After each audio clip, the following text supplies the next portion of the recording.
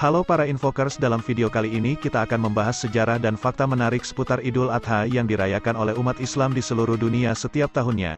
Namun sebelum itu, untuk kalian yang belum subscribe, ayo segera subscribe agar kalian tidak ketinggalan info menarik dari seluruh dunia. Ayo simak sejarah dan fakta menarik seputar Idul Adha dalam video ini. Bagi umat Muslim, keutamaan perayaan akan hari Idul Adha sama halnya dengan Idul Fitri. Hari Idul Adha biasanya ditetapkan beberapa bulan setelah perayaan Hari Idul Fitri, yang mana memiliki sebutan sebagai Hari Raya Kurban. Tepatnya pada tanggal 10 Zulhijjah, nantinya akan ditetapkan sebagai hari istimewa berupa Hari Idul Adha. Setelah melaksanakan salat Id, nantinya umat Muslim akan berbondong-bondong menonton atau bahkan mengikuti prosesi penyembelihan hewan kurban di lingkungan mereka. Yap, Hari Idul Adha identik dengan penyembelihan hewan kurban, biasanya adalah sapi, kambing, hingga domba. Penyembelihan hewan kurban tersebut tentu saja memiliki tata cara tersendiri sehingga tidak sembarang orang dapat melakukannya. Idul Adha berasal dari kata Id dan Adha. Id berakar pada kata Aada Yawo, yang memiliki arti dasar, menengok, atau menjenguk, atau kembali. Disebut demikian karena hari raya terus kembali berulang setiap tahunnya. Di Indonesia, Id kerap disamakan artinya dengan Ayada, yakni berhari raya.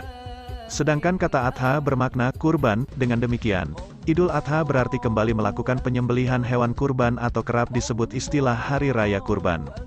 Idul Adha juga dikenal sebagai Lebaran Haji, sebab, di saat yang sama, umat Islam dari pelbagai penjuru dunia juga tengah menunaikan ibadah haji di Tanah Suci.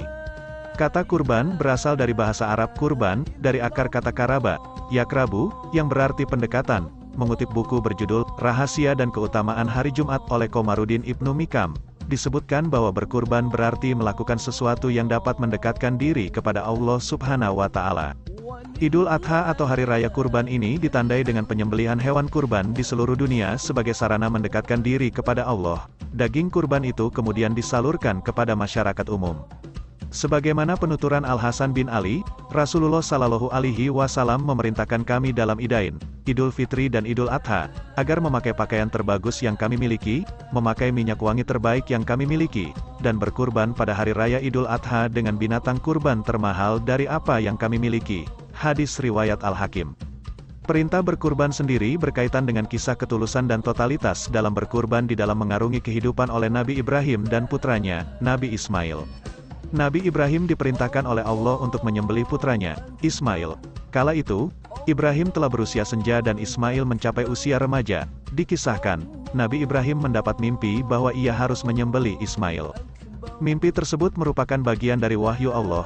Ketika terbangun, Ibrahim merasakan kesedihan yang mendalam, sebab, setelah sekian lama terpisah dengan sang buah hati, dia harus mengorbankan anaknya. Allah hendak menguji sejauh mana ketaatan Nabi Ibrahim. Sebagai seorang hamba yang beriman dan taat kepada Allah, dia harus melaksanakan perintah Allah.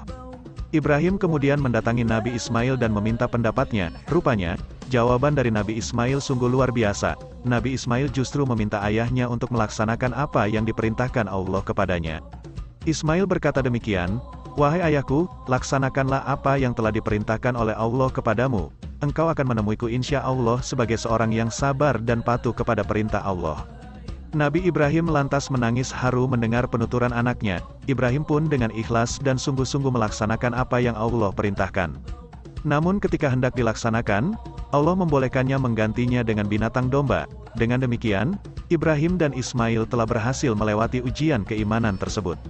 Domba yang menjadi pengganti Nabi Ismail untuk disembelih itu menjadi asal mula melakukan ibadah kurban pada Idul Adha. Hukum melaksanakan kurban itu sendiri wajib bagi orang yang mampu atau memiliki keluasan rezeki untuk berkurban. Sebagaimana disebutkan dalam Al-Quran Surah Al-Kautsar ayat 1-2, "Sesungguhnya kami telah memberikan nikmat yang banyak, maka dirikanlah sholat karena Tuhanmu dan berkurbanlah." Hari Raya Kurban ini diperintahkan selama 4 hari, yakni sejak maghrib pada hari Arafah, 9 Zulhijjah, sampai hari Raya Id, 10 Zulhijjah, disambung 3 hari Tasyrik. Idul Adha atau Hari Raya Kurban adalah sebuah perayaan umat Islam guna memperingati peristiwa ketika Nabi Ibrahim alaihi salam dengan ikhlas mengikuti perintah Allah untuk mengorbankan putranya Ismail demi menunjukkan ketaatan dan kepatuhannya. Apa yang telah dilakukan Nabi Ibrahim alaihi salam ini pun diikuti oleh muslim dari seluruh dunia secara simbolis mengorbankan ternak berupa sapi, kerbau, unta, domba, atau kambing atau disebut dengan istilah bekurban. Berikut ini adalah beberapa fakta menarik seputar Hari Raya Idul Adha yang pasti belum kalian ketahui. 1. Idul Adha dikenal juga dengan nama Idul Kabir atau Idul Kurban. Perayaan Islam dalam rangka memperingati keikhlasan Nabi Ibrahim untuk mengikuti perintah Allah yang menyuruhnya mengorbankan putra kesayangannya, Ismail. Perintah Allah itu hanya sebuah ujian untuk melihat kesetiaan Nabi Ibrahim pada penciptanya. Allah pun kemudian mengganti Ismail dengan seekor domba. 2. Idul Adha dimulai pada 10 Zulhijjah, bulan ke-12 dalam kalender Islam yang didasarkan pada peredaran bulan. Namun, karena sekarang kita menggunakan kalender Gregoriana atau peredaran matahari, maka Idul Adha selalu bergerak sekitar 11 hari setiap tahunnya. 3. Perayaan Hari Raya Kurban berlangsung 2-4 hari bergantung pada negara masing-masing. 4. Muslim dapat membeli hewan yang disebut udhiyah, biasanya kambing atau domba, sapi atau kerbau, unta, kemudian dikurbankan. 5. Sepanjang Idul Adha, Muslim yang mampu melakukan ibadah haji ke Mekah, Saudi Arabia. 6. Seorang Muslim harus membaca Tusmiyah sebelum mengorbankan domba dan mengikuti standar tertentu, terutama halal. 7. Daging kurban dibagi 3. 1 porsi untuk keluarga inti, 1 porsi untuk kerabat, 1 porsi lainnya yang terbanyak untuk disumbangkan kepada fakir miskin. 8. Perayaan Idul Adha ini biasanya ditandai dengan saling mengunjungi rumah anggota keluarga. Anggota keluarga yang lebih tua juga suka memberi anak-anak hadiah berupa uang.